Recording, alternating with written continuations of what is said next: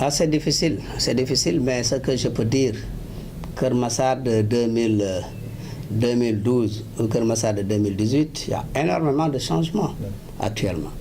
Même récemment, nous avons démarré le projet de accès universel à l'électricité à Dakar.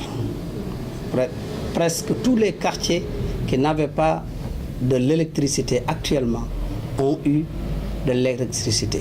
J'ai signé presque plus de 13 postes de courant et maintenant tous ces quartiers ont maintenant des poteaux, ont maintenant des fils, il y a l'éclairage qui est là-bas, dans ces quartiers-là.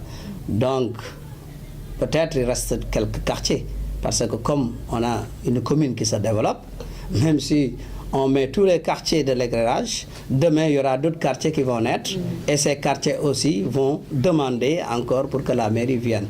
Donc en tout cas, on essaye de faire le maximum et la nuit vous verrez vous-même que tout est éclairé, tous les quartiers sont éclairés. Donc en tout cas, on essaye de faire. On a une grande commune et on ne peut pas prendre le budget et le mettre dans un secteur parce que nous avons 9 compétences à gérer. Mais en tout cas, on essaie de faire des efforts et aussi avec l'appui de l'État parce que nous gérons l'éclairage public. Mais l'extension du réseau, parce que s'il y a un nouveau quartier, ce qu'ils vont demander, ce qu'ils ont besoin, c'est l'extension du réseau d'abord, avant de dire l'éclairage public. Il faut des poteaux, il faut des fils, et après, ils vont demander l'éclairage public géré par la... Oui, c'est notre combat, hein. C'est notre combat. Moi, j'ai fait beaucoup d'efforts par rapport à cette décharge. J'ai fait beaucoup de démarches, beaucoup de voyages avec la coopération décentralisée pour essayer d'installer des usines de transformation des résidus solides urbains en énergie renouvelable. Mais j'ai appris des leçons par rapport à ces démarches, que ce n'est pas une chose très facile pour que la mairie puisse porter ce projet. Je pense que c'est l'État qui peut porter ce projet parce que nous avons des blocages à beaucoup de niveaux.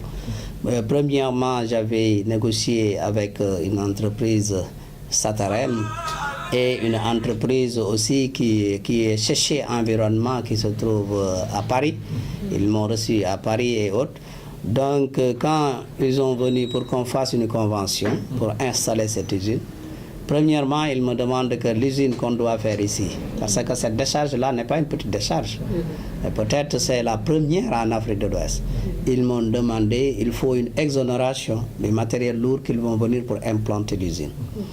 Deuxièmement aussi, ils m'ont demandé s'ils transforment les déchets en énergie, qui va acheter cette énergie? Est-ce que je vais acheter cette énergie?